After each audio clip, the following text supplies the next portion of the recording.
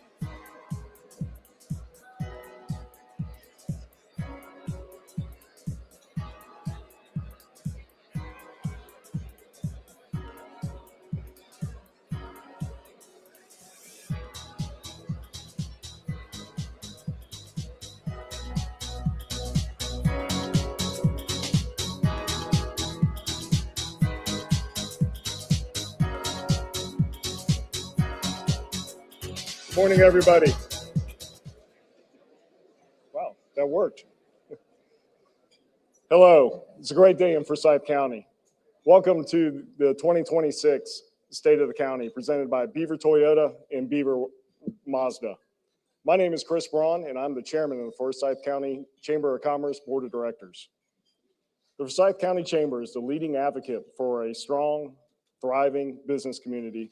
We champion policies that promote free enterprise, economic growth, and a competitive business environment while supporting our local businesses, strengthening our community through strategic connections.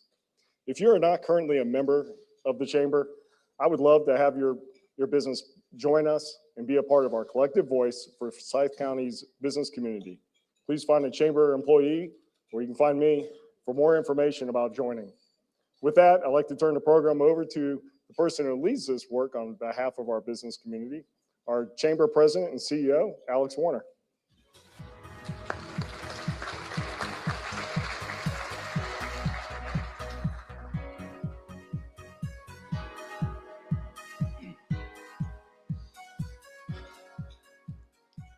Well, thank you, Chris. The Forsyth County Chamber has long been a trusted partner for the businesses of every size, providing the resources, connections, and guidance they need to prosper. Your chamber understands that when the business community is strong, our entire community benefits.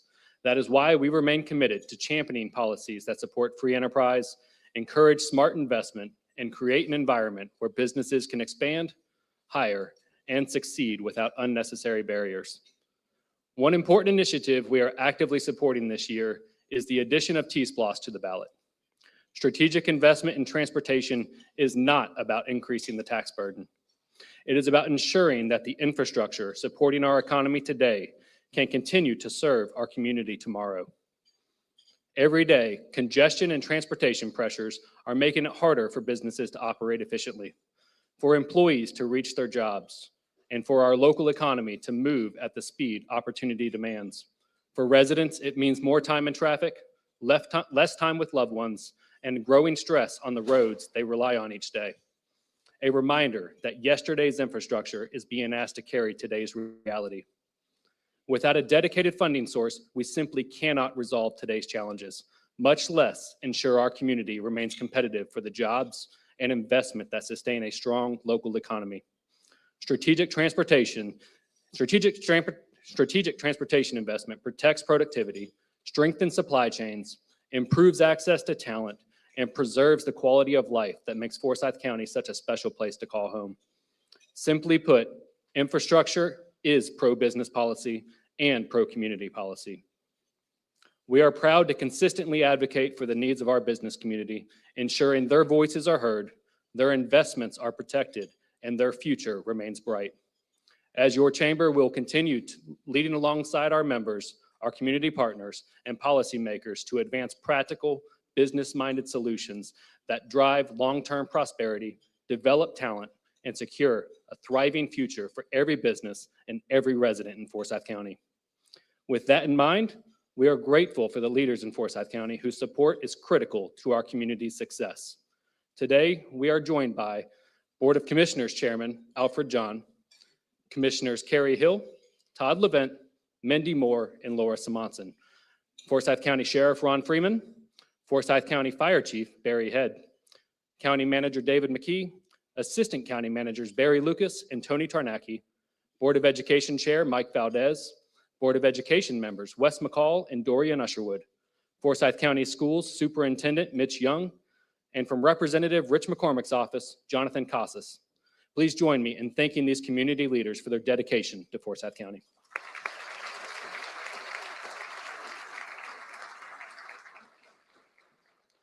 Today's event is made possible thanks to the generous support of our sponsors, who are true champions of business prosperity and success in Forsyth County. We are proud to recognize today's sponsors, including our title sponsor, Beaver Toyota and Beaver Mazda. Our platinum sponsor is Atlanta Landscape Group. Our chairman sponsor is Abernathy Development. The lunch you are getting ready to enjoy is compliments of Georgia Power. The program at your seat was provided by McDonald Development. Our digital marketing sponsor is HDR. The stage is compliments of Kaiser Permanente. The dessert on your table is provided by Volkert. L3 Harris sponsored the pre-event coffee and conversations, and the coffee you enjoyed during it was compliments of Renaissance Bank. Our table sponsor is Kimley Horn, and our supporting sponsors include Cooper & Company, Central EMS, Georgia Banking Company, North Georgia Brick, Georgia Urology, Sylvia Brofman Mental Health, Spicer Group, Comcast Business, DLP Construction, JJ Morley Enterprises, Powell Property Group, Underwood Scoggins Attorneys at Law, South Forsyth CID, Wellstar Health Systems, Duffy Southeast Construction, Los Design, and Reeves Young. Please join me in thanking these sponsors.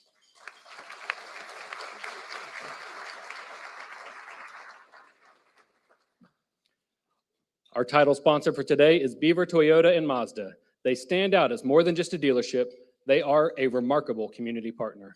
Through their various initiatives and engagements, they actively contribute to Forsyth County's well-being, from sponsoring local events to supporting charitable causes. They consistently demonstrate dedication to making a positive impact beyond the showroom floor. Please join me in welcoming Patrick Abad, General Manager of Beaver Toyota, for today's title sponsor remarks.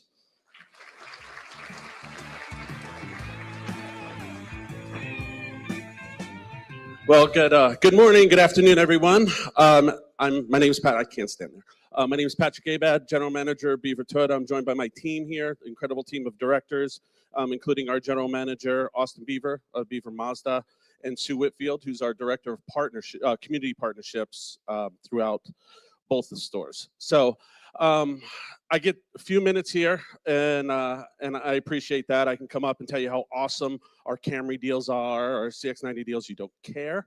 But what I did want to talk about is the power of the relationship between automotive and the community. I think it's really important.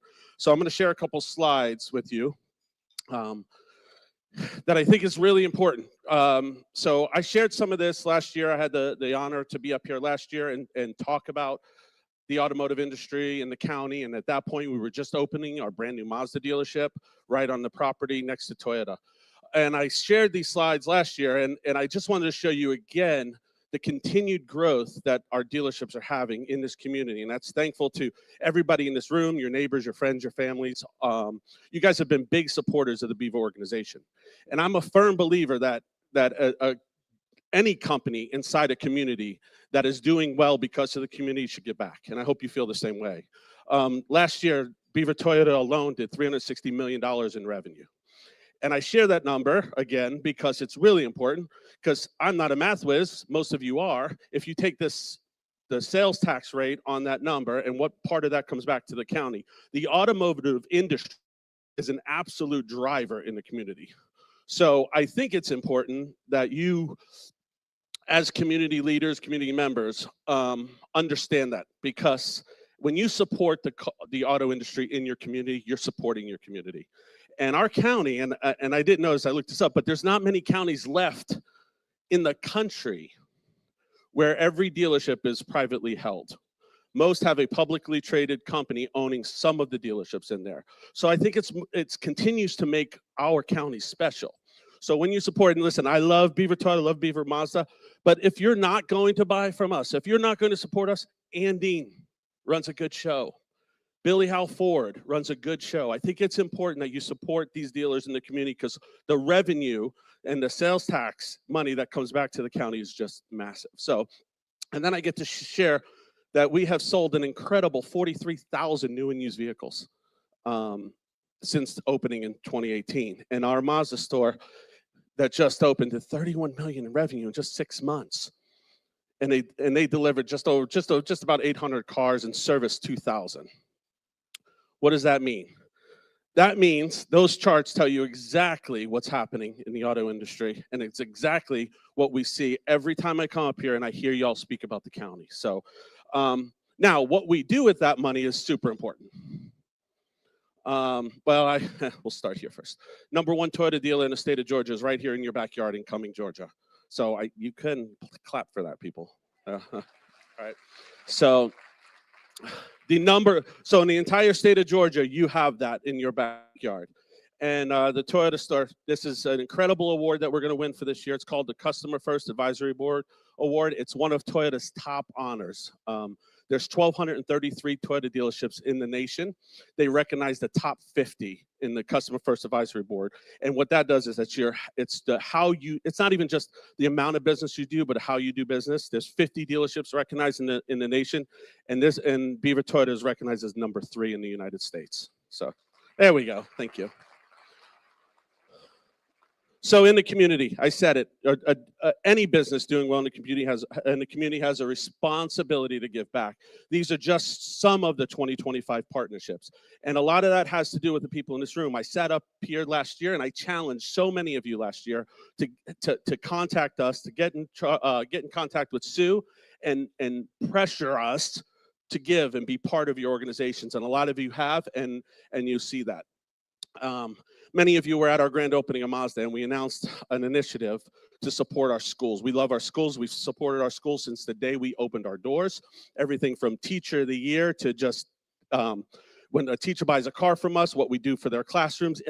Did you know that when a teacher buys a car from us in Forsyth County, we give them $500 towards their classroom, and they're allowed to spend that in their classroom? So we know there's a massive need there, and we're able to support that through the success of our organization. And I tell you that because I'm challenging guys to continue to support with your businesses as well. So, but this year we announced each high school is going to get a $10,000 scholarship for all 8 high schools in the Forsyth County. $10,000 for each school, $80,000 a year. For 5 years, we've committed that we're going to give a student in Forsyth County a $10,000 Beaver Automotive Scholarship for college.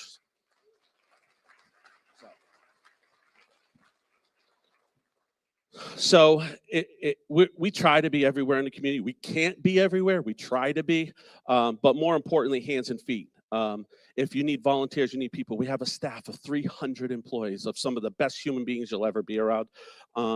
We want to be hands and feet. So if you have an opportunity for us to serve you, I'm challenging you guys to use us as a vessel in this community to support what you're trying to do. And that's where I'm going to talk about a Beaver Automotive, a career engine for Forsyth County. So we don't just create jobs. We have 300 employees, but 70% of the employees in our dealership actually live in Forsyth County, which I think is an incredible number. We don't just create jobs. We're creating careers that allow families to stay, grow, and thrive right here in the county. And when you look at what happens, you have 274 Toyota employees right now, 36 Mazda. I share these numbers because it's what it takes. A lot of people don't know how awesome automotive can be. But the average sales professional in 2025 at our dealership made $106,000, where the master diagnostic technician, 150 to 200 master certified tech, all the way down to a certified Toyota tech, making $50,000 to $80,000. These are numbers that allow them to stay within our counties. I tell you this because a lot of you have friends and family or children coming up, young children who just maybe don't understand or don't know what they want to do yet. Automotive is a really, really awesome business to be in, and you get to work with us. So as I say this is our developmental program for youngins coming into the industry. I started in automotive when I was 16. I haven't left yet. I'm now 45. I was surrounded by awesome people who gave me an opportunity and just showed me the way every single way. And what we do at our dealership, we really try to be different. There's a lot of bad actors in our industry. We don't allow that nonsense in our store. So when I tell you that is, if you have people in your families, in your communities, let's bring them into organizations like ours where they can start at the bottom and we can show them a path to the top. So, all right. We have a people first culture. There's some things about us that you probably don't know. But we do paid paternity leave, I don't know about many of you, but in the auto industry, how I grew up, I was at 22 years old, I had my first child. I had my child on Thursday, and my happy butt was back to work by Monday. Well, there's a couple reasons. Number one, I feared for my job. Number two, I needed to make money. I was just having a baby. Anybody ever lived that world? If you have, I get it. That's why we do 2 weeks paid paternity leave, because those first 2 weeks of a child's life are some of the most important. We do paid paternity leave. We also give you a spouse's birthday off. It's a paid holiday. Your children's birthdays are paid holidays. Your wedding anniversary is a paid holiday. Those are important dates in your life that people typically in the auto industry don't allow you to take those days. What we're trying to do is by having a place where you can make a very good living and a place that you're really going to enjoy to work. One of the only dealerships I know on the planet that has a chaplain. We have a full gym with a fitness trainer on staff. She's there 3 days a week for 8 hours a day, giving our team a fitness and we believe that if we take care of our people, they'll take care of our customers. And then we have a John Maxwell leadership coach and staff. We also have a financial advisor. Our financial advisor will help you, whether you're buried in debt, he's going to help you figure that out, or you have a ton of money and he's going to tell you where to put it. With 300 employees, we have a span of different financial situations, and I'm not an expert. So we bring in experts to help our people. And we are the only Metropolitan Toyota dealership that is closed on Sundays. It's a pretty awesome place to work. So if you want to talk, we can talk later. All right, there we go. And that's it. I wanted to go fast because I have an awesome honor next to introduce one of the finest human beings I know. And he leads the charge in keeping us as one of the safest counties, I think, in the country. But I'm going to ask Sheriff Ron Freeman to come up here.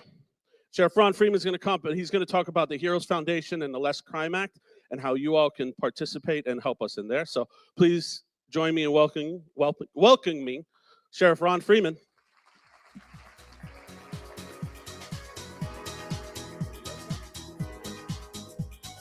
I guess they should have told me I was coming up here to talk.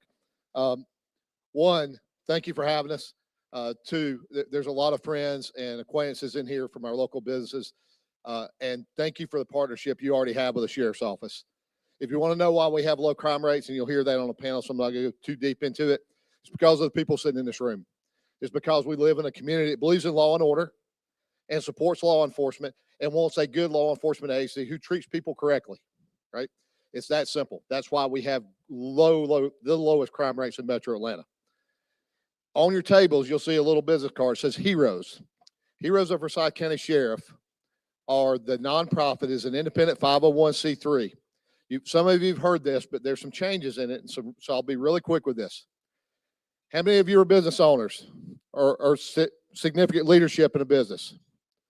Come on, y'all are business people. My gosh. I have handcuffs, but raise your hands. The state of Georgia a few years ago passed what's called the Less Crime Act. How many of you pay income taxes to the state of Georgia? I didn't say who likes it. How many of you pay income tax to the state of Georgia? How many of you like paying income tax to the state of Georgia? If anybody raises their hand, arrest them. The Less Crime Act gave you an option. You can direct your income tax that you owe to the state of Georgia. Married couples, $10,000. Individuals, $5,000. LLCs, S corps, unless you're a pass-through entity, $10,000. If you're a pass-through entity, in other words, you take a salary, you do those things, 75% of your total income liability. You can donate that. To follow me, I'm going to tell you how to donate money to the Sheriff's Office, and it's not going to cost you a penny. You can donate that to the Heroes of Forsyth County Sheriff, a 501c3, and get a dollar-for-dollar tax credit from the state of Georgia. So if you owe $5,000 to the state of Georgia, your accountant, your bookkeeper, your tax person says, hey, we think your income's going to, you're going to pay $5,000. You can make that donation, and you owe the state of Georgia $0. It is a dollar-for-dollar tax credit. It is not a donation. We use the term donation, but it is a dollar-for-dollar tax credit. If you're a business owner and you're a pass-through entity or a C Corp, you can do 75%. Folks, one of our local businesses who's a C Corp on the year one donated $1 million to the Heroes. But they got $1 million tax credit. It cost them $0. I don't know about you, but kind of like the federal government, very seldom does the government ask you what you want us to do with your money. We didn't ask you, could we have it? We took it from you. That's not lost on me. That $1 million has went now for rifle plates to protect our officers. It's went to work with our school system so that we can see the cameras in the school system in our real-time crime center. And it cost our taxpayers from local tax money $0 for me to be able to do that, because we were able to use money from the state that they allocated that you could donate, and it's up to you. I love that they did that versus taking money and giving it in grants. They said if you want to do it, you could do it. So if you owe quarterly taxes in your business, you can do it quarterly, right? Write the check a week before you pay your quarterly taxes. You just go on the tax. There's a complete how-to on that QR code if you look at that, but it's an opportunity to do that, guys. Would you rather your money stay here in Forsyth County and go towards keeping Forsyth County safe, or you want to send it to the state of Georgia to do, all due respect, God knows what? Y'all know, y'all seen some of that stuff, right? I work for government. Trust me, I've seen it. So that is the opportunity. I would implore you, if you have questions, Jody Willits, stand up, Jody, please. Jody in our office is our liaison to the Heroes Board. She is an expert in this. She can walk you through it. She can talk to your CFOs. She can get you step by step through this process. And again, it will cost you about 15 minutes of your time. That's literally what it will cost you. And we can help you step by step. So I really would hope you would do that, because that's how we're going to move the needle to keep Forsyth County the lowest crime rates in the state of Georgia, actually in Metro Atlanta. There's some lower in some really small counties in South Georgia, but in Metro Atlanta, we are by far the lowest crime rates. Again, thank you for that. Thank you for supporting the sheriff's office and our men and women and all of public safety. Because Chief Head's sitting beside me, our fire department chief, tell you, our folks love working here because they love how they're treated by our citizens. And that encourages them to act in the way that we want our public safety to act. So thank you for that support. Thank you, Patrick, for the minute.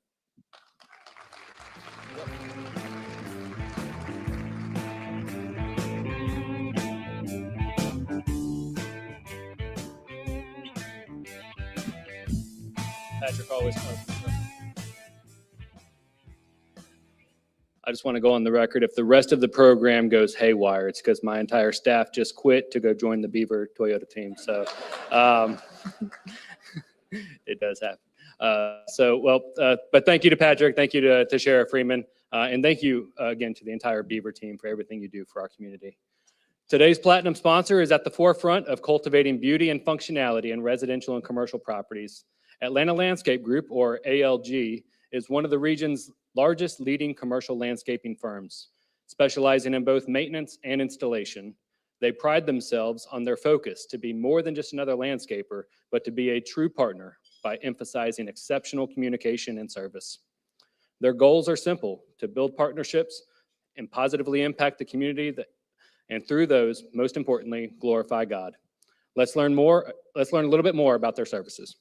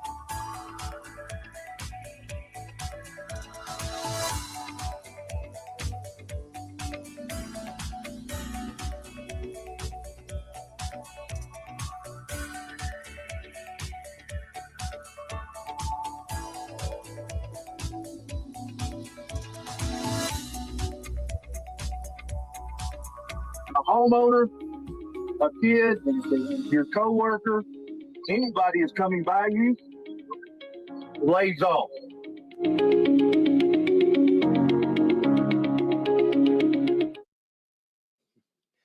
Please join me in welcoming Brett Russell, President of Atlanta Landscape Group, for our Platinum sponsor remarks.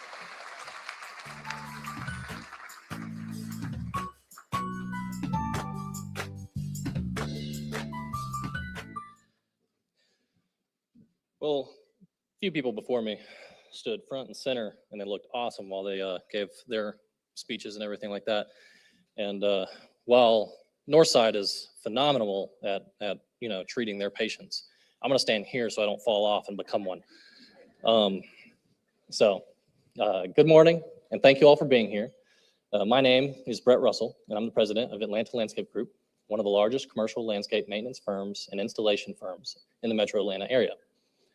We partner with a wide range of commercial clients from master plan communities, CIDs, offices, retail centers, schools, industrial sites, municipalities, the list goes on. We also support new developments across all of those sectors through landscape installation. And it's great to hear about the continued success and growth of Forsyth County, which is why we're here today. Growth like this Doesn't happen by accident, though.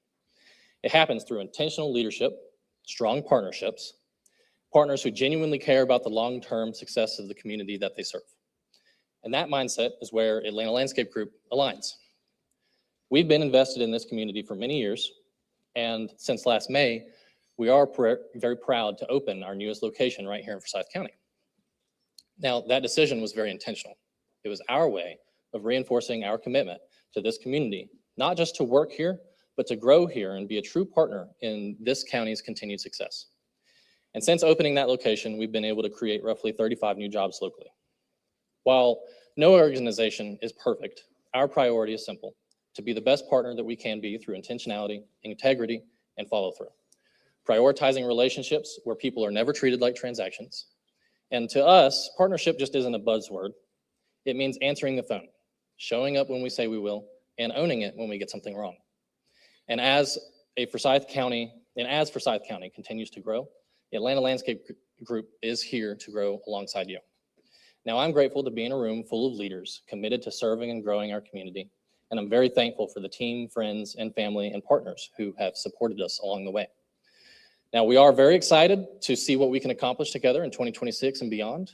And I want to keep it short. So I thank you all for your time and hope you all have a wonderful rest of your lunch.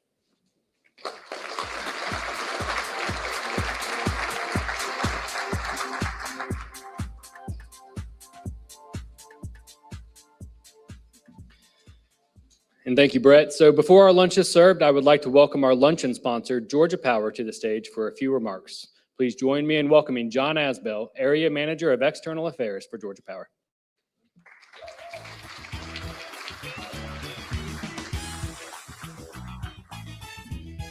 Well, good morning. Good afternoon.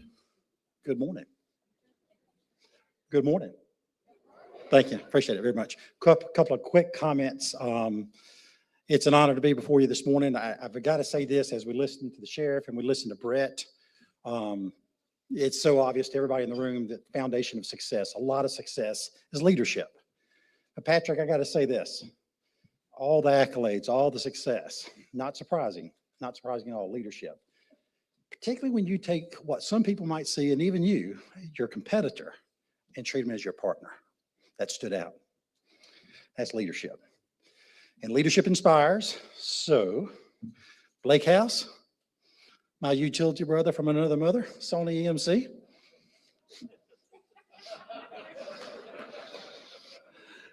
Y'all do a great job. You do. I hear accolades all the time from your customers. Reliability, your service, and you as well. So thank you. And thanks, Patrick. Thank you. Okay. The other thing is every day I get to go out and meet people and be in circumstances that it's just such a blessing that I get paid to do what I do. And I get many highlights every day. But today's highlight is to look on this agenda and see that I'm not following Lynn Jackson. So with that, Georgia Power is proud to be sponsor of today's luncheon, be a part of this event, and be a part of this community. I want to just share with you just real quickly a few of the forms and the faces that demonstrate that partnership that I speak of. You find that partnership at our foundation, the Georgia Power Foundation. We don't have the 25 numbers yet, but in 2024, we gave over $34 million to communities throughout the state. In 2025, we were very fortunate to work with and partner with the school system, our workforce development team, the Alliance Academy, and awarding several awards to provide funds for CTAE development, workforce development, leadership development in this county. Another form of that partnership is with our engineers and faces of our engineers and our line workers, making sure that the power stays on in ice storms, working through the night. And for those very few 39 customers that were out for less than 2 hours, making sure they got back home safely and as quick as possible.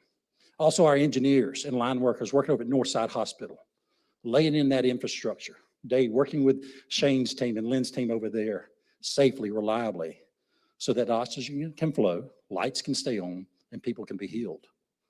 Great form of that partnership. Another form is economic development. Matt Colvin, our community and economic development leader for this region, working alongside the table of the chamber, government officials, and business leaders, shaping the economic development strategy and forming the vision of this community as it moves forward. taking 140 years of experience and being recognized as one of the top utilities in economic development in the world, as well as the nation, and bringing that data, those resources, and that information at that table and being reflected in y'all's vision. Lastly, I'd say this. Partnership that we expand through our relationship with the Georgia Public Service Commission that represents you. Last year, we signed an agreement with that, in that partnership with that group, to hold base rates, freeze them for 3 years, because affordability right now is more important than ever. And our customers need low rates. They need stability as well. And we're glad to sign that agreement. And even further, we signed an agreement for over 10,000 megawatts of energy while we're keeping those rates low. 10,000 megawatts to make sure when you're ready to grow, we're ready. We've got the power. So many other forms. I can't say thank you enough to the chamber, Alex, Alfred, Mitch Young, David McKee, so many people in this room for your invitation to be partners. We're proud to be a sponsor of the lunch today as just one example. Thank you.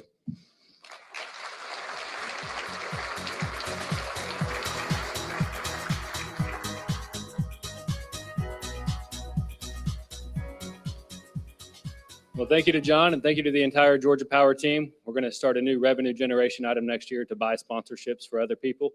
I think it's going to be great. So please enjoy your lunch. The Forsyth County government is going to continue with the program after lunch is served. Thanks, everybody.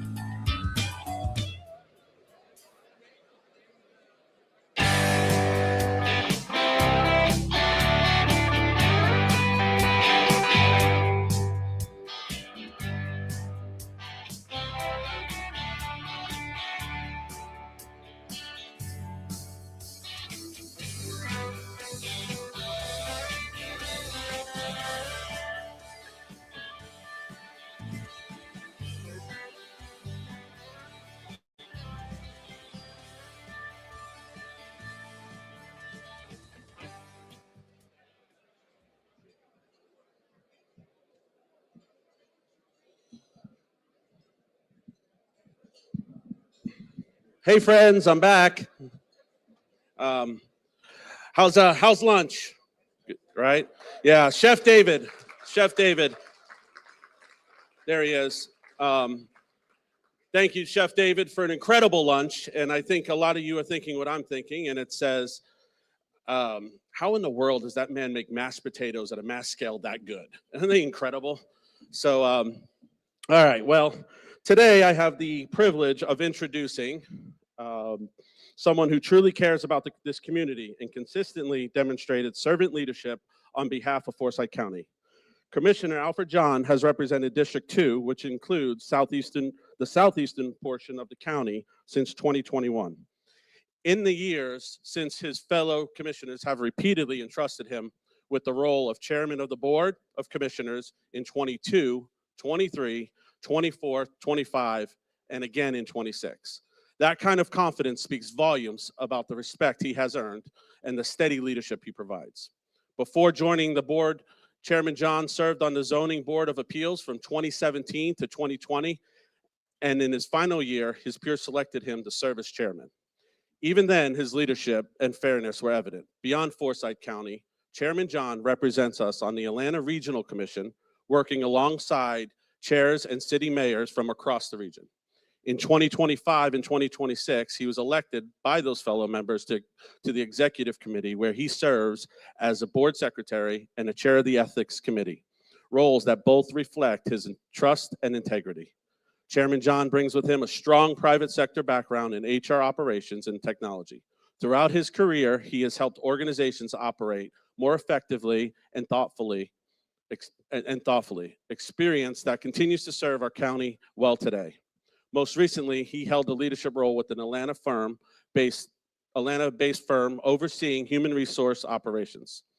What truly sets Chairman John apart is his commitment to managing growth responsibly while protecting what makes Forsyth County special. His focus remains on ensuring our community continues to be a great place to live, work, play, and raise a family.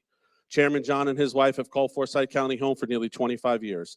Their 2 children grew up here, attending Forsyth County schools and colleges right here in Georgia, which deeply gives him personal connection to the future of our community.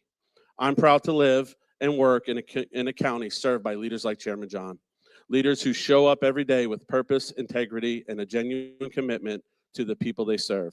Please join me in welcoming the chairman of Forsyth County Board of Commissioners, Alfred John, as he delivers the 2026 State of the Forsyth County Address.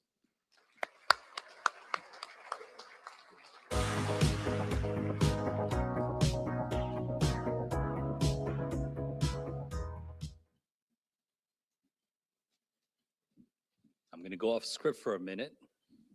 Where's Russell? Don't swoon. I'll be very brief. 5 years ago, when I did my first State of the County, I had the incredible privilege of having my dad and mom present. This year, about a month ago, I lost that privilege and the opportunity to invite my dad back. So for those of you who have close family nearby, hug them, enjoy every moment with them, prioritize properly. I want to mention this to you. All of you folks here who are in the business world, thank you for your commitment to the community. You heard that being said earlier, but I've seen that in action, how much you donate back and contribute back. Small example, Wes McCall had an initiative Wes McCall, one of our school board members, had an initiative a couple of years ago to acquire hoodies for some of our homeless youth. And he reached out to me, and very quickly, in no time, we reached out to a local business, and they sourced directly from the mill. How much was it? 1,000? 1,000 hoodies. And quickly, some of the local businesses also paid for it. Recently, you saw CHOA had a need in their ICU department. Some of the kids who were there, from time to time, they have needs, sometimes just a swaddling blanket or maybe a toy for for a child. Because remember, CHOA gets children from all over the state. I reached out to Patrick and I said, hey, Patrick, yeah, would you consider pitching in something? And I expected, a couple of $100. They blew away. We're talking about thousands of percent more than anything that we could have imagined. This is the kind of commitment we see from our business community. And so thank you all for what you do for our county. So with that said, thank you. Thank you for joining us this afternoon. It is my privilege to stand before you one more time as we celebrate Forsyth County. We also want to look ahead and see what the future looks like and plan for a brighter future. Although I thank the business community, the chamber is kind of the bedrock of that business community and helps to bring them together. So thank you for the Chamber of Commerce, Alex Warner and his team for helping put all this together, and also the board of the chamber. Linear Tech, thank you for offering us this venue year after year. Chef David, plenty of accolades, great food. Some of you are probably suffering from a little bit of food coma. Beaver Toyota, I can't say enough about what you mean to the community. Thank you for your partnership time and time again. It must be said that Mike and Linda Beaver, whose names are on the organization, they are the reason why the Beaver organization is what it is. Patrick Abad, Austin Beaver are carrying on some of that legacy as well, and they're committed to our community in immeasurable ways. Investing in people, investing in organizations that have a need, but also serve the folks who are very needy in our community. These are examples of how organizations can make a lasting impact on the community. So thank you once again. We greatly appreciate your service. I would like to recognize my fellow commissioners. If you wouldn't mind, as I call out your name, if you would rise, who are in attendance. District 1 Commissioner in her 4th year in office, Commissioner Carrie Hill. Our longest serving commissioner in his 16th year in office, Commissioner Todd Levent. Commissioner Mindy Moore just completed her 1st year in office as a District 4 Commissioner. And from District 5, serving her 3rd term in office, Commissioner Laura Simonson. Commissioners, it is an honor to serve along you representing 5 unique districts. And I also want to recognize our county manager, David McKee, and other senior staff members who have joined us, along with many other county employees who contribute every day to make our county successful. Thank you all for joining us and for all you do.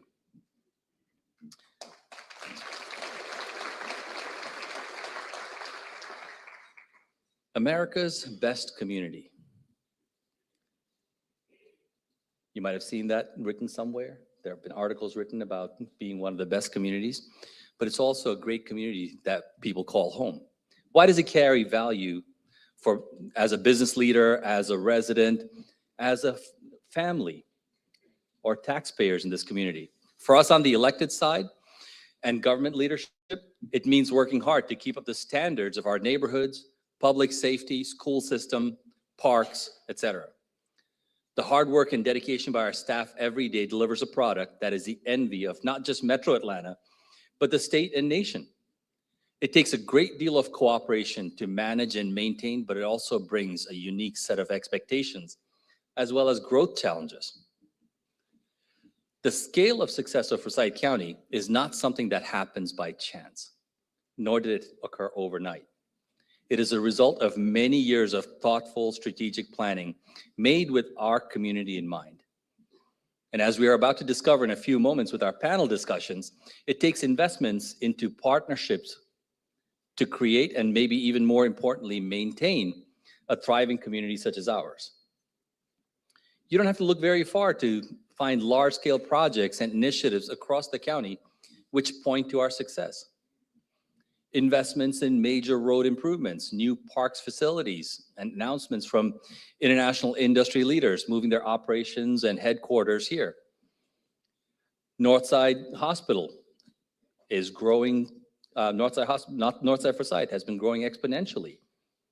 All of these point to the success of Forsyth County being a major influencer on the Metro Atlanta region, as well as the state.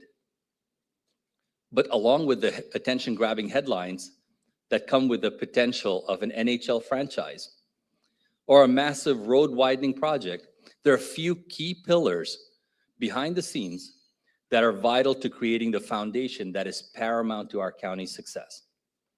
So let's start with arguably any organization's most valuable and often unheralded resource. What is that? It's workforce. You heard Patrick talk about that earlier. So like any successful organization in the private sector, recruiting the best and brightest talent is crucial to our daily operations.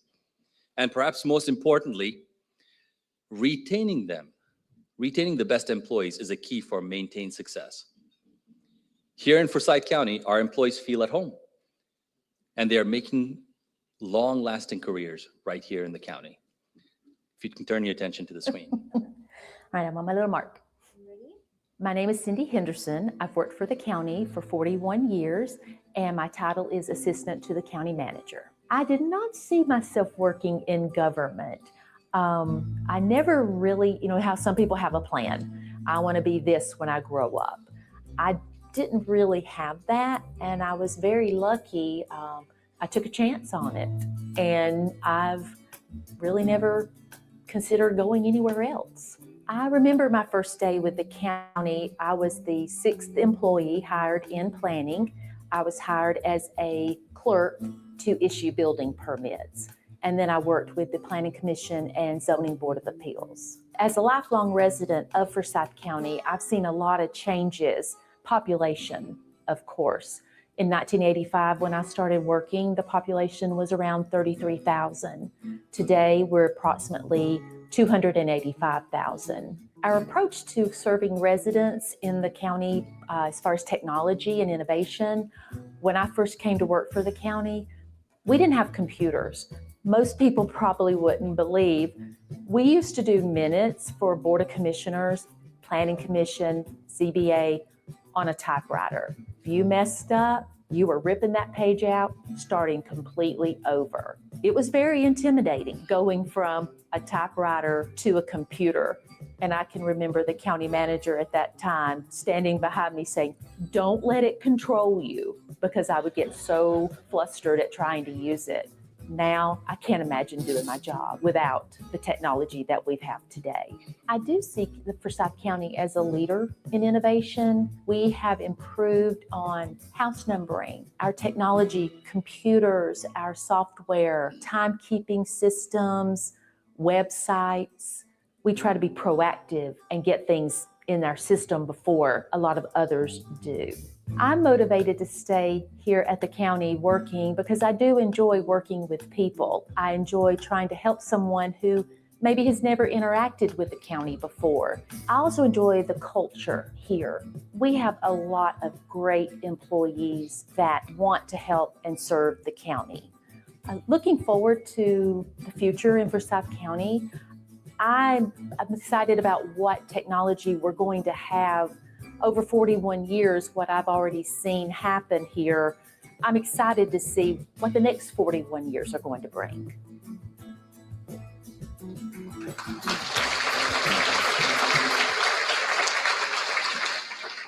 This year, Cindy is celebrating 41 years as a county employee.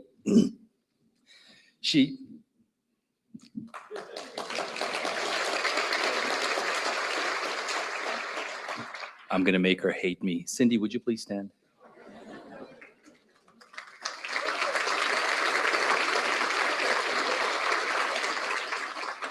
She embodies all that is good about our county and is an incredibly valued resource to our board. Thank you, Cindy, for your dedication to our community. But Cindy's story is just one of the nearly 1,800 full-time employees that come to work every day to break the norms of local government. It is heartening to see our employees bring forward ideas to make our communities better and cut down on taxpayer expenses. For 4 years, you've heard me brag about our employees and how they are our greatest resource. We invest in them as they are the ones driving the county forward. And the past 2 weekends, when we were hit with bad weather, They were out there clearing the roads at 3 a.m. in the morning and answering and responding to 911 calls. They're the ones maintaining our water infrastructure, crafting our codes and land use plans to guide our land use decisions, and so much more. But speaking of land use decisions, another often overlooked component of our success is the emphasis of our government on residential and commercial zonings. 52. Ponder on that number for a moment. 52. That is the number of properties that were rezoned from agricultural to residential over the last 5 years across the county. Why is that important? It illustrates clearly our commitment to low density yet high quality development in our communities. It also shows a steady decline in rezonings, just as our residents have demanded. Lastly, arguably the most important, often overlooked foundational pillar of our community's continued success is our financial security. Forsyth County today holds the highest possible AAA bond rating from all three major rating agencies, Moody's, S&P Global, and Fitch. This distinction reflects exceptional financial strength, conservative management practices by our staff, and a robust local economy. We couldn't do it without you. While a bond rating might not immediately resonate with our taxpayers, as perhaps maybe a new playground or a road improvement project, this elite rating allows the county to secure the lowest possible interest rates on debt. That in turn also benefits our taxpayers. Only 3, count that, 3 Georgia counties hold that distinction: Gwinnett, Cobb, and Columbia. So we're in good company. Keeping your county government in elite fiscally responsible company is one of our goals. This financial strength provides flexibility and opportunity for infrastructure projects that many local governments and communities just cannot afford. So what are the other factors which place us at the top of national lists for best communities? To talk further about that, I'd like to shift gears a little bit and bring up Forsyth County Board of Education Chairman Mike Valdez, Forsyth County Sheriff Ron Freeman, and our panel moderator, Communications Director Russell Brown, for a panel discussion on where we are today.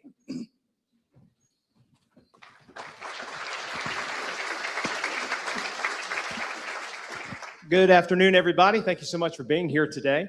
And we're certainly glad to dive into some data here in just a few moments. And you heard Chairman John a moment ago talk about the importance of zoning decisions for land use in our county. But what exactly does that mean and why is that important? Let's take a look at some of the data here on the screen. If you take a look here, you'll see the total number of rezoning applications from A1, which is government ease for agricultural, to residential. That's decreased by 43% since 2022. The average density of those applications has also decreased from 1.23 units per acre in 2022 to 1.03 units per acre in 2025. And lastly, you'll see the number of applications by district over the last 5 years as well. So what exactly does all this mean? It's a lot of data. It sounds great, but how does it apply to our community and to our neighborhoods? Let's dive in. Sheriff Freeman, let's start with you. Let's just jump right into it. What kind of impact does the decisions being made when it comes to zoning have on public safety? Well, across the board, more people creates more need, right? So first of all, so density is something we pay attention to. You know, one of the things I think I can speak for Chief Head, not speaking for him, but we're friends and we deal with public safety across this county. We look, you know, if the county were to approve and add 100 home subdivision, really not a big task on the sheriff's office to be able to handle that, right? The anticipated calls for service things. But when we're on the 24th subdivision of 100, when we see multifamily housing, I know from experience that even though in the initial phases, we may not see increased calls for service, long-term we will. And so we work together with the county and talk about those things because there are cost factors. Eventually, when we add enough residents, we have to add deputy sheriffs. We have to add fire trucks and firefighters to do those, to keep ISO ratings and all those kind of things. So it is a mutually symbiotic relationship. And so it is important for us to be engaged. You know, you wouldn't think of the sheriff's office or fire department being engaged in, we're not engaged in the zoning decisions, but the impact that that zoning decision might have upon the county. And so I'm grateful for the relationship we have with the Board of Commissioners, that we are able to have those really just candid conversations about what impact it might have. It truly seems like it's a domino effect. And Chairman Valdez, for the school system, I imagine it's about the same. Is that fair? No, it doesn't affect us. No, I'm kidding. Of course, in the simplest sense, residential zonings mean more houses mean more families mean more students, and more students mean more of all the things in our school system. So yeah, residential zoning absolutely has an impact, but they're not all the same. There are zonings that are less impactful for us, res ones, res twos. I'm careful to use these terms because I don't know them all, so I'll probably get it wrong, but there's zonings that are absolutely much higher impact for us. Think, townhouses, apartments. Those are zonings that produce much larger number of students over a smaller surface area. Sometimes they contribute less taxes per capita. So it's kind of a convergence of things, right? More students over a smaller area, contributing less and hitting in a very focused way in attendance zone. So those kind of zonings definitely have a large impact for our school system. But growth is inevitable. It's not something that we're not naive to the fact that people want to live here.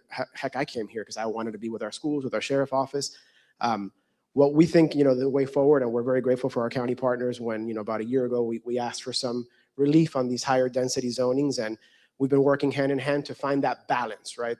At the same time that we're growing these less impactful, higher quality zonings, we're seeing our commercial tax digest go up. So I think from the school system's perspective, that's what we want to see. We know growth will resume. We want it to resume. It's not an evil thing, but we want to see kind of a balanced approach. A population of 300,000 is not in that far of a distant future at the rate that Forsyth County is growing in. So Chairman John, for you, is this the silver bullet? Is this the answer to smart growth, to being able to manage that? And is there even an answer that the county can implement when it comes to growth strategy? I mean, there's no magic bullet, right? You've heard me talk about the sheriff's office and the school system. Those are the two S's, school and safety, that draw a lot of people to want to come and either establish a home or a business in Forsyth County. So those are our two key partners and the ones that we pay the most attention to. But we've heard them loud and clear. I remember a conversation with Chairman Valdez 2 years ago when I asked him, do you know which way the growth is going? And he wasn't quite aware. And then, we provided him with the information, the data, what had already been approved. And so they were able to work with the school administration to strategically think about how they're going to grow. Sheriff Freeman and I think we speak maybe once every week or once every other week at least. But, we have a good relationship, a good partnership. He used a symbiotic relationship.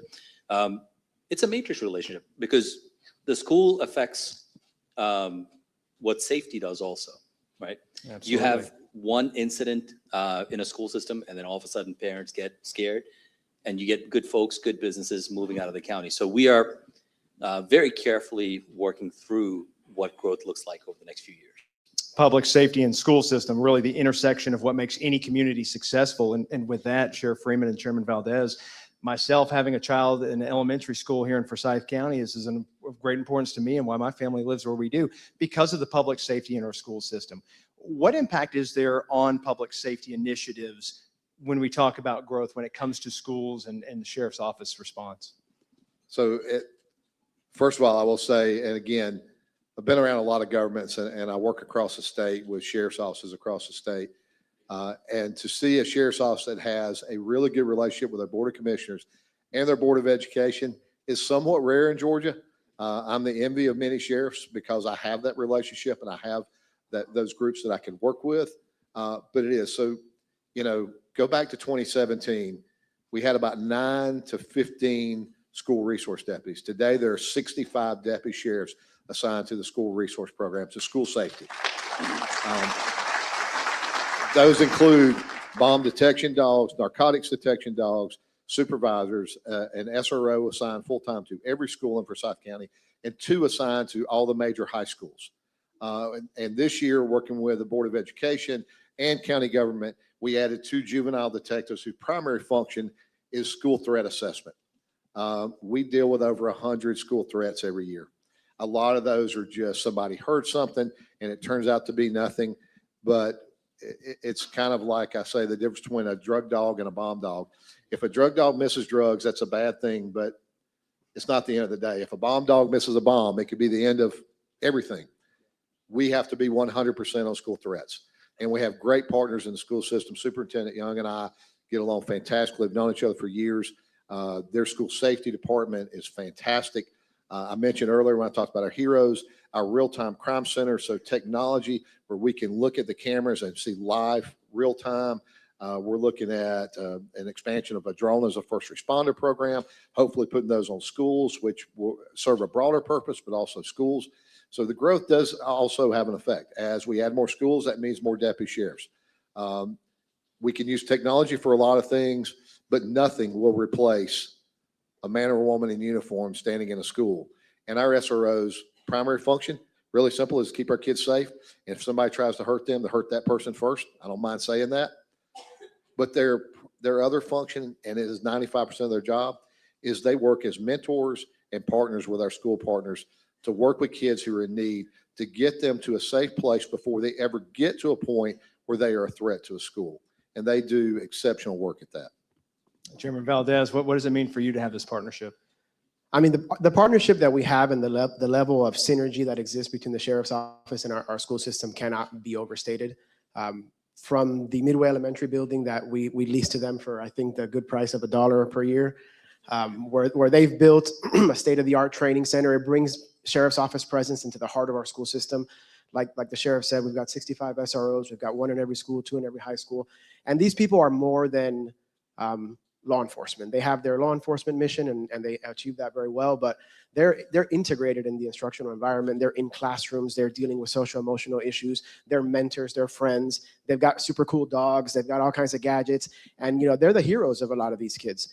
But growth has its strains that. It strains, with more people comes more complexity. We run an extremely complex operation. People don't sometimes think we service nearly 56,000 customers every single day and 7,000 staff. We run over 500 buses. We operate 43 restaurants, 43 clinics. The list goes on and on and on. We run a large scale enterprise, just a number of sporting events on any given Friday night or Saturday. More kids, more things, more schools, more events, more complexity. And it also strains probably one of the most important bits of that approach, which is our detection and prevention.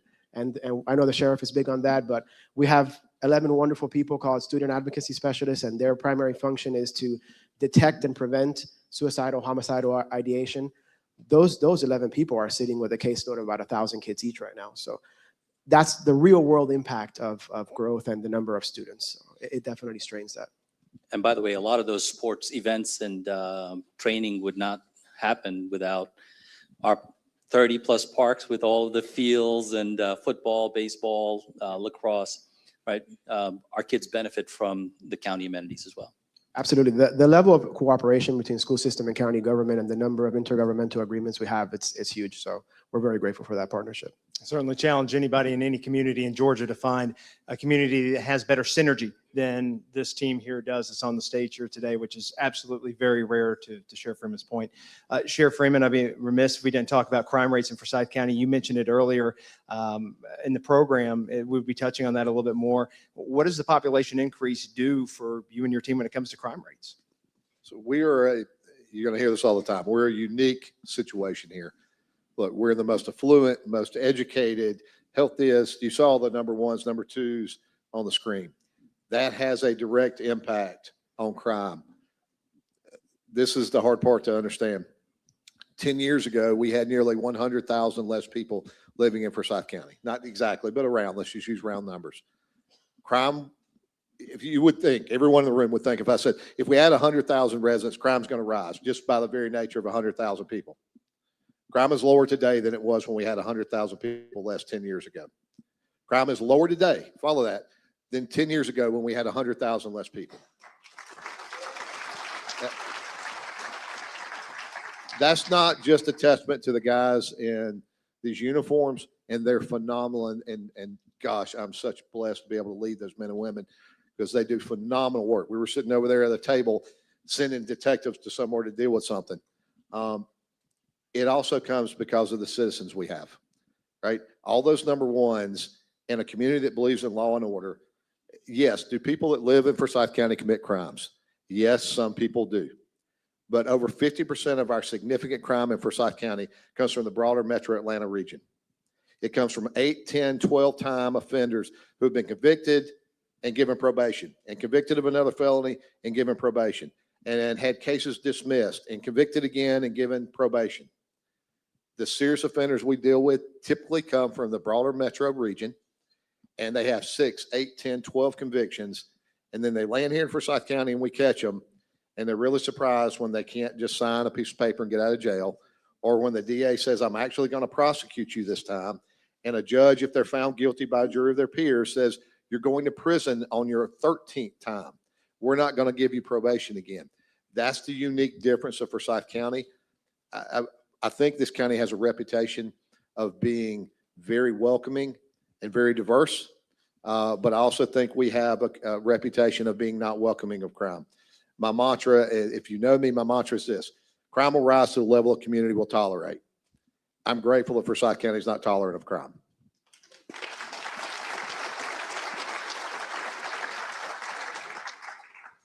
Changing gears a little bit here, talking about facilities and the growth that we're experiencing right now. What does that mean for facilities in the county, both for everybody here on the stage? It means that salaries are probably increasing, the number of employees, deputies, teachers, government employees as well. Where are they all going to go? The county has been hard at work over the last several years with a public facilities investment plan that impacts definitely the sheriff, definitely county government. Chairman, let's start with you. What exactly is that public facilities investment plan, and what are some of the truths out there about that? Because I know there's a lot of misinformation right now. Well, anytime you invest in public facilities, it's with the view that it is for the service of the county, meaning our county taxpayers, our county residents. So over the last year and a half, there's been a strategic plan, which actually the roots of it began back in 2016 or 2017, where both county management and the sheriff's office were talking about the need for larger facilities, because as the county grows, you have staff that grows with it. So today there's an admin building that's going to house, I believe, about 350 to 400 employees.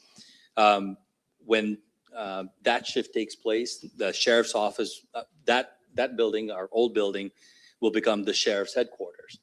In addition, we're consolidating all of the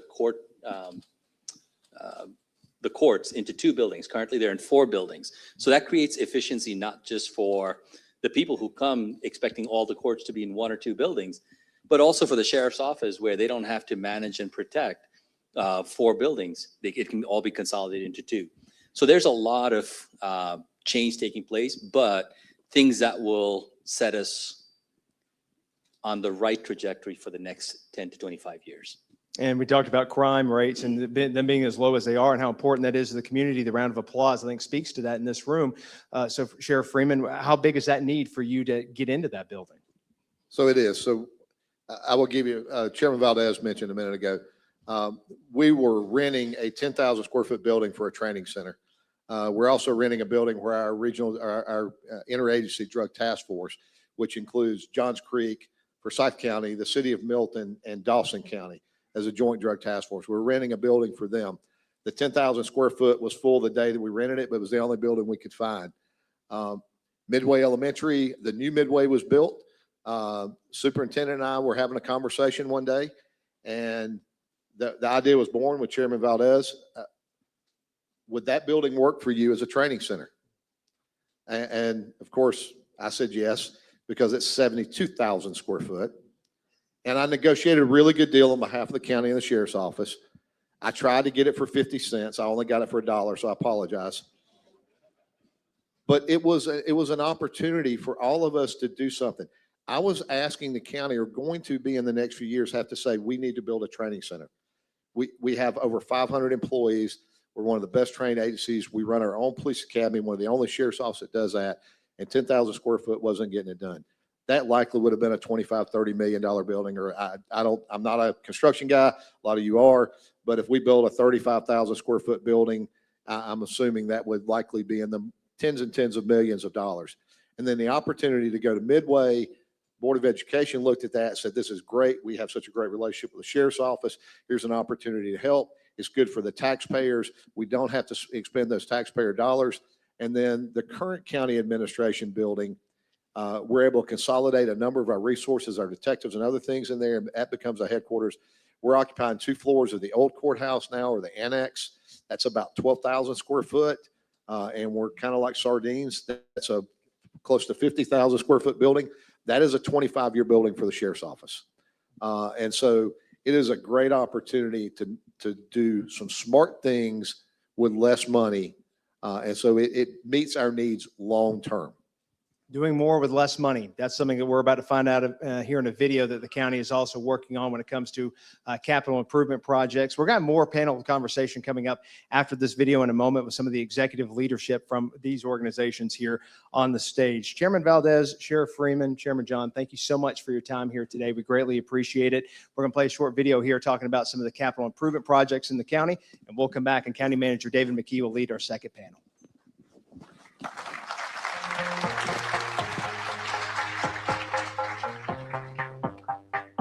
Sharon Springs Park, a very well-used amenity here in the southeastern part of the county that serves not just the local area, but a lot of different team sports that come here, a lot of different programs that operate out of this park. So it is well-loved and it is a little well-worn. So we're looking at having this park rehab in addition to other services that interact with it. The citizens have told us, they've been loud and clear, that these are important to their quality of life here, having a healthy park system that is available to their families for a variety of reasons. And so we're being responsive to those asks. Some of the funding is coming from SPLOST 8, some is coming from SPLOST 9, and then of course we have some coming also from impact fees, which is another way to generate revenue in the county to help pay for the amenities that our citizens demand.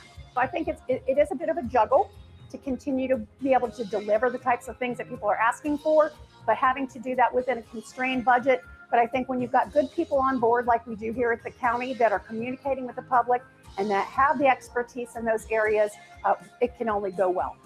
But this is Highway 9. 2014, the Board of Commissioners realized after having multiple meetings with GDOT that they don't really have the funding they need to take care of the state, and that we have some of the lowest gas taxes in our union. And so we worked with them to figure out how we could do that. We put out on the referendum on 2014 a transportation bond that was $200 million. They became a phenomenal partner with us, and they now are doing Highway 9 without asking for that 20% contribution. And over here is Post Road, which they have now given us the money for phase 1. It's not even their road anymore. Throughout the whole county, we see, according to GDOT, about $1 billion in investments in our county because of this relationship that started back in 2013, 2014. But it means the taxpayers, we get roads done a little bit sooner, a little bit quicker, because finances is the #1 hurdle to get to move these projects forward. We charge impact fees almost to the maximum on the residential. We're trying to get all those things. All those are in play. It's everything together still is not enough. But there's so many roads needed. The only thing that fixes it now is funding. And for us to get the funding we're getting right now, we're hitting a grand slam. This is probably one of the worst intersections in my district. It is Elma Road and Bannister. There is an incredible amount of traffic that comes through here, and it's a really tough intersection without a lot of room to sort of maneuver around. So one of the things that we have been working on has been a top priority that I've had major support from the rest of the commissioners on, is to relieve this intersection by creating a bypass that will come from Doc Bramlett. It will cut across here and it will end up with a stoplight over here that will just be south of Naaman Wallace Road. So that will really relieve a lot of the congestion. It will give people on Elmo Road the opportunity to exit that way rather than having to come through this intersection here. We've also been able to partner with GDOT, and they have agreed to do a quick start project here that will extend the turn lane from Bannister Road down to Doc Bramlett. These are all SPLOST projects, so we thank our voters for approving the SPLOST. We were also able to bond using the SPLOST money to pay back the bond, so that is no cost to taxpayers. It is paid back by the SPLOST money, but it gives us the ability to jumpstart a lot of these projects and deliver them earlier to our residents. We are at Bennett Park. Right in the heart of District 4. Well, I've spent many hours sitting out here watching ball games at this park, and it needed some love. And in the northeast portion of the county, we greatly need the enhanced amenities that this park is going to provide. We're going to get a community center that's going to provide a space for people to gather, for us to vote, for us to have civic meetings, birthday parties, things like that. So it'll be very exciting. So SPLOST is the biggest funding source, SPLOST 8 and SPLOST 9, actually. We did get a $2.2 million grant from the state of Georgia, so that helps as well. And so, yeah, SPLOST is critically important to funding these types of infrastructure projects of this scale. In the north end of the county, we have definitely felt the closure of Bennett Park. A lot of the ball leagues that have been playing here have had to shift to other locations. We do have Lanier Land, it's fantastic, but it has definitely been a strain to be down a park in this portion of the county. So this is going to add more capacity, get more kids out there on those fields, and make it easier to go and use. And I think the public's going to be very pleased at the end product.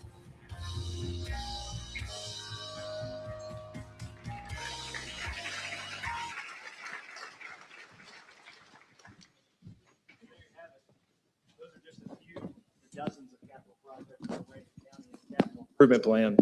There we go. So that's just a few of the projects underway in the capital improvement plan. A lot of detail there in 4 projects on that plan. David's about to talk to us about it, about 70 on that plan. So a lot of detail currently is happening right now. Well, what other projects are underway and how are they funded? And how is your county government innovating operations to deliver on improvements to your community today? Joining County Manager David McKee for our last panel discussion is Forsyth County School Superintendent Dr. Mitch Young, Fire Department Chief Barry Head, and Sheriff's Office Chief Deputy Joe Perkins. Mr. McKee, over to you. Thank you, Russell. And John, I'm also glad that I'm not following Lynn from the hospital. So and if y'all have heard her speak, then everybody understands exactly why. So gentlemen, thank you for joining me this afternoon. I'm going to go through a couple words that I jotted down here: community, partnership, commitment, relationships. I am very proud and honored to say that we have all of that with these gentlemen here. We're going to take a little bit deeper dive into some operations and a little bit of our kind of how our strategic planning goes, and talk a little bit of money about how much things cost. But I can't help but think when we think about a strong community, I can't help but think of what it takes, whether it's the fire department, the sheriff's department, the school system, the healthcare system, services that are provided by the city or county government, the businesses and the residents. If you pull one of those out, it doesn't work. And I think we're blessed to be able to have, and honored to be able to have that opportunity. But it comes with challenges. Russell just mentioned 70 capital projects. We have a 5-year capital improvement plan that we spend several months every year going through updating that capital improvement plan. Dr. Young, I'm sure you'll talk to us a little bit about kind of how y'all do that as well, but that's a $935 million 5-year capital improvement funded plan. $1 billion over the next 5 years that Forsyth County is going to invest into this community. And we're going to talk a little bit more about that in just a minute. Numbers real quick, and we're going to jump into some discussion, but numbers: 2 to 4 lane roads. So when we're widening a road, McGinnis Ferry, for example, Old Atlanta Road, when we're going from 2 lanes to 4 lanes, that's $12 to $14 million per mile. $12 to $14 million per mile. That doesn't include the maintenance. That doesn't include operating once we go from there. You saw Commissioner Moore talk about Bennett Park, Sharon Springs Park. We're just about to turn some dirt on Sharon Springs Park renovation. $50 million. $50 million to renovate that park. Was talking to Dr. Young yesterday, and I had this off almost double. But the most recent high school that was here was a $100 million investment, $90 million investment. If we build that high school today, it's what? $220 million. So you can understand kind of where these the challenges come from, and these gentlemen here, we're going to talk through kind of how we do that. So, Dr. Young, heavy contributor to our CIP. We heard Commissioner Moore talk about SPLOST. Where does your eSPLOST line up with your capital improvement plan and your ability to deliver. Yeah, timing wise is great. And thanks, David, for having me up here today. And I want to thank everybody out there. We did just recently pass our East Lost in the last election. And I know we had lots of conversations. I'm seeing chamber board members out there. We went on an education tour of folks to understand why it's a great option for funding projects like this. And a lot of people in this room helped carry that torch for us. And greatly appreciate it. At the end of the day, we're able to pay for things. Where's Wes McCall? We're able to pay for things with cash and not debt. And as a growing school system with a lot of building needs, a lot of HVAC replacement, so on and so forth, the timing of it comes perfect. This SPLOST lined right up with, we just had to submit our 5-year capital improvement plan to the state ourselves. And so everything that was in that were the SPLOST projects that we shared with the community, and we're full steam ahead on that now. In talking about the capital improvement plan, we had a discussion yesterday, and I'm going to ad lib a little bit here, but the way you have changed in the last really couple years and how you strategically plan for those, we heard about the comp plan and how zonings affect that. I thought that was a pretty important piece. Yeah, and it really overlaps the last discussion where they started to get into that. But when you look at building a new school, and we're famous for that over the last 20 years, to keep up with the growth, we're putting new schools everywhere you can. Strategically this time, for a variety of reasons, but as the last group shared, when you open a new school, that's a whole new set of bus routes. That's a whole new cafeteria staff. It's a whole new staff that you have to put together. So the ripple effects of building that, and then of course the traffic on those roads and so forth. So in this particular East Boston, this particular building plan, 5-year plan going forward, you're going to see a lot more additions put onto existing schools. As you talked about, to build a brand new high school, $220 million right now. For that same amount of money, actually less than that, we're able to put additions onto multiple middle schools and high schools, and we're not adding more bus routes and so forth. The challenge with that people will come at, and traditionally, is, are you making your schools too large? And the reality is, the number of students at a school isn't what makes it large, it's the culture. And as long as we continue to have great leadership and develop and hire the right school principals and assistant principals that value the things that we value as Forsythians, which are relationships first, you can make a large school feel small. Dr. Young, thank you. Chief Perkins, we talked a little bit, and the sheriff and the chairmans took some of our thunder, but we talked a little bit about capital improvement program. Outside of buildings and facilities, when we talk about your capital improvement program, what does that mean to you as the sheriff's office? Short answer is technology. Everything touches technology now. It's I've been in this business for over 30 years. When I started, my father was a police officer and a detective. When I got into being a detective over 25 years ago, the advice he gave me was there's only 2 things that solve crime. That's gasoline and shoe leather.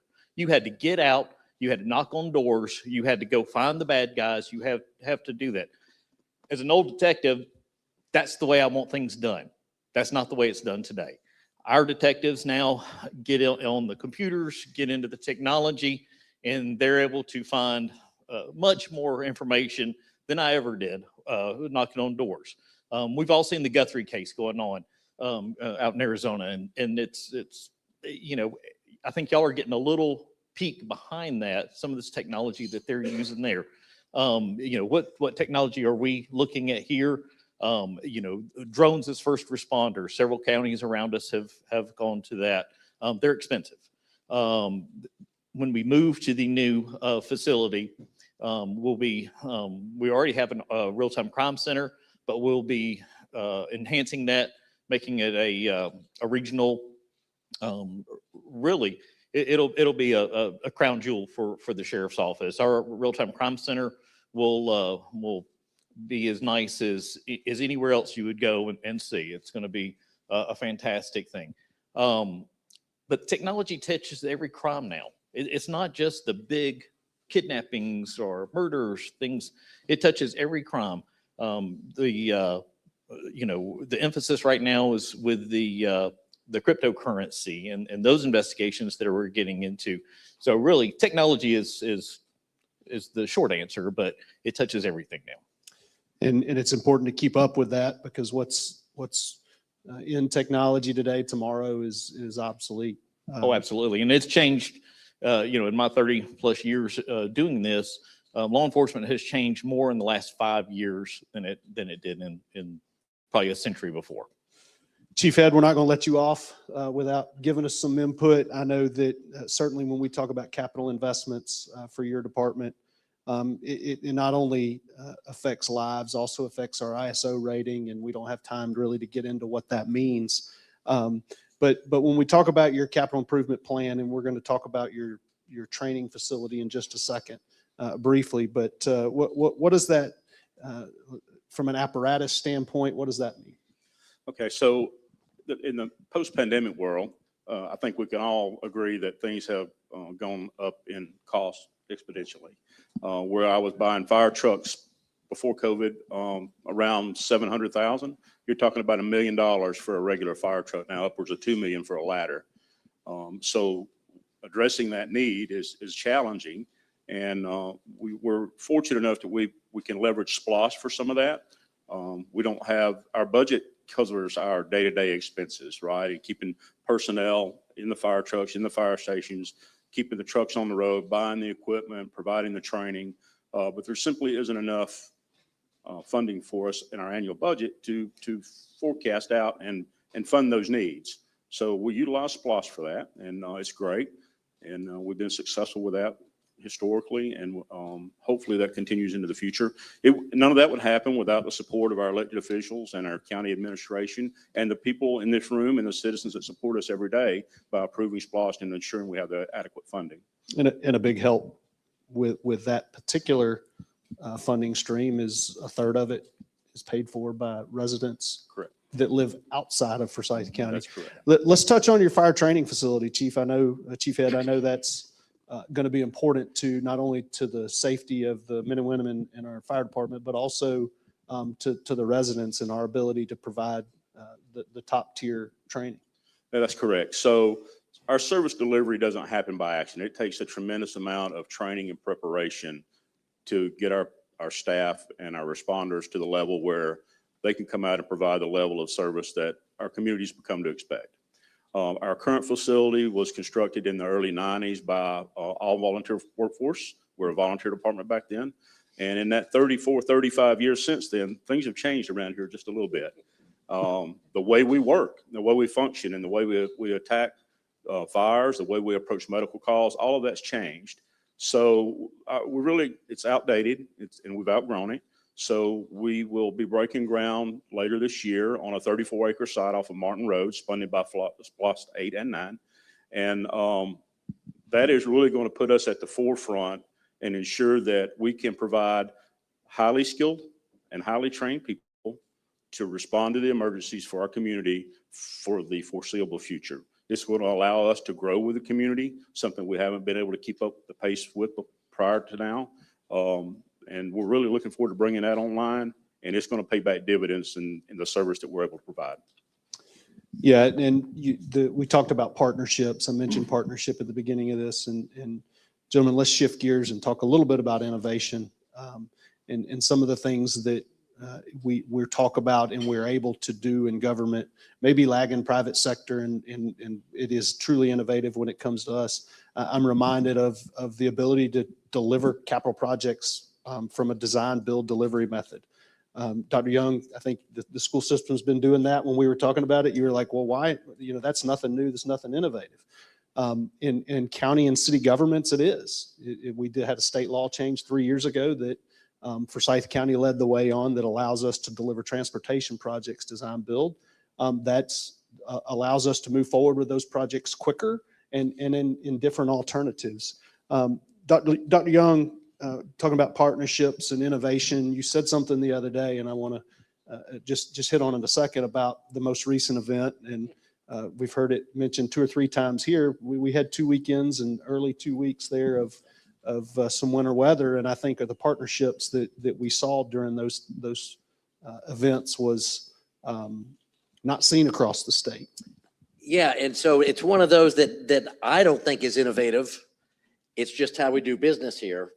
But in other communities, as you go around the state, you find out that, as Brian said earlier, how blessed we are that we have the relationships we do. So I got a text group that has David, Mayor Bremblow, it's got Ron Freeman on there, and Lynn Jackson.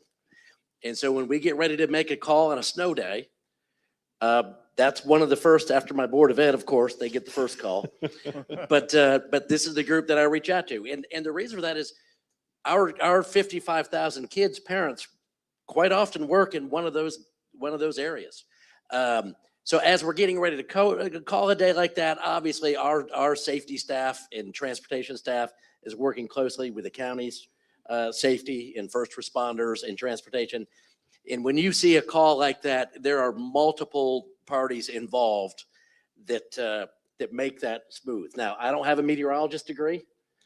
The chamber board knows that I've claimed that title, in recent years. But we collectively share intelligence so that we can make the best call that we can. But we want to get those kids back in school, because as good as our technology and online learning is, there's nothing like in-person instruction. So we do all that we can to get them back safely.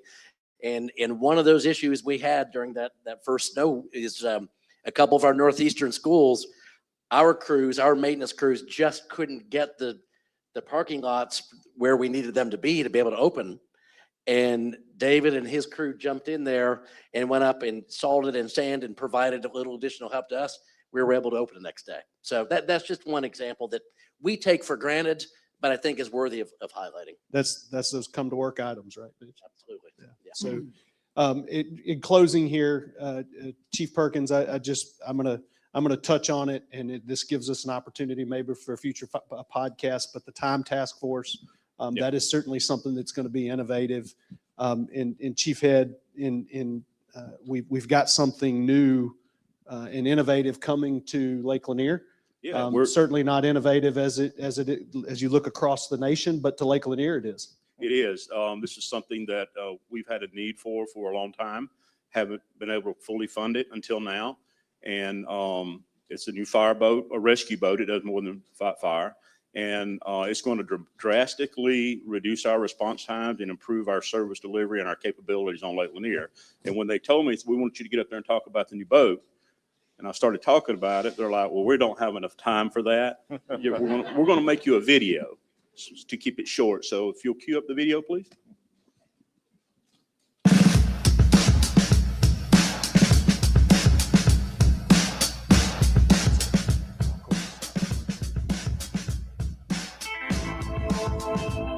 It's 36 foot 6 inches from stem to stern. The boat is pushed by two Mercury Verado 350 horsepower motors. We also have a hydrant right off the back of the boat, which is basically a 5-inch main that comes up from the water pump itself. When you look at this boat, just take the wheels off and you've basically got a fire engine that's sitting on the water. Gives us far more capabilities on the water than we've ever had before. Before, when we would have a fire on a boat dock or on a fuel slip like we're standing on here, we would have to approach that from the land and actually walk out on the dock that's burning down around us and try to extinguish it. With this, we could approach it from the water side, far safer for our staff, more capabilities, and much more versatile. That's going to enable us to take care of houseboat fires on the islands that we get occasionally, and it will support land-based operations. If we have a fire on the banks of the lake somewhere where we don't have a positive water supply, fire hydrants, we can just hook up to the boat here and pump straight to it.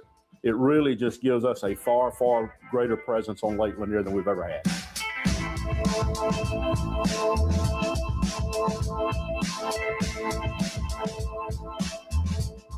Let's go inside.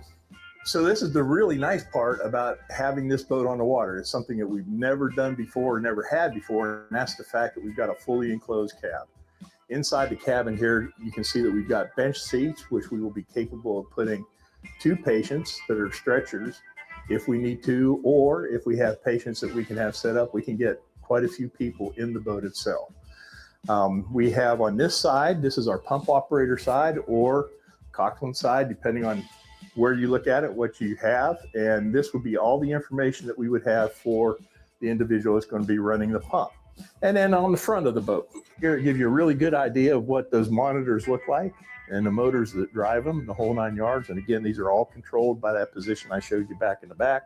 But Lake Lanier is the most populated or most visited lake that the Corps of Engineers has. 13 million visitors annually here come to do recreation and camp and all sorts of activities. So we run everything on the water that we run on land, basically. We work very closely with our partners here on the lake, Georgia Department of Natural Resources, Corps of Engineers, the Forsyth County Sheriff's Office. It's a team effort. With the vastness of the lake and then the number of people that are out here during the summertime, it takes a pretty good sized crew to take care of it.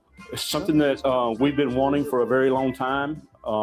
It's long overdue, but we're blessed to have it. And it's a partnership with the Board of Commissioners, the public. They approve SPLOST for us for the funding mechanism. So all those people work together so we can provide the highest level of service on the Lake Lanier.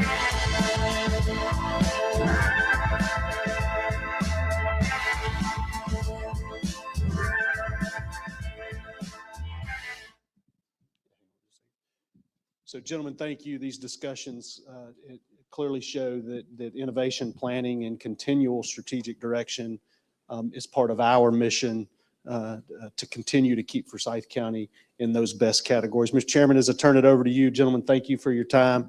And I got to say, if communities were a Winter Olympic sport, Mr. Chairman, I think we'd be on the podium.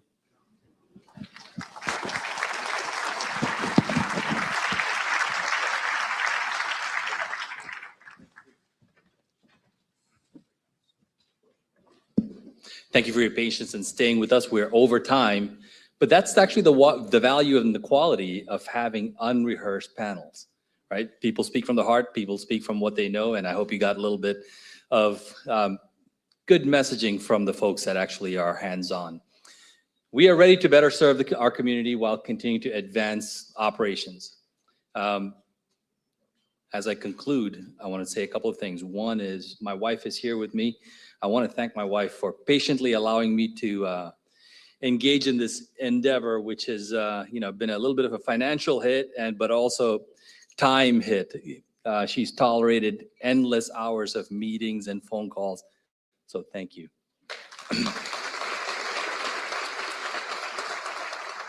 You've heard me talk about the wonderful community that we live in over the last few years. What I've never talked about is that we are also the beneficiaries of living in one of the greatest countries in the world. Let's keep it that way. On behalf of the Board of Commissioners and the Forsyth County staff, I thank you for your time and for the opportunity to serve you. God bless you and God bless Forsyth County. Have a good afternoon. Thank you.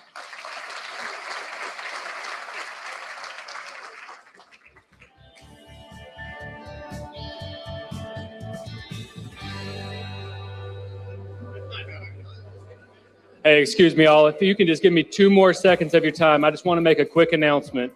The last 2 weekends, a lot of our local shops and businesses have had to shutter due to the weather. If you can, please make a challenge and make a strategic effort to go to a restaurant, go to a shop. Their employees are very dependent on the money that was lost and the revenue. That was very clearly stated on multiple panels.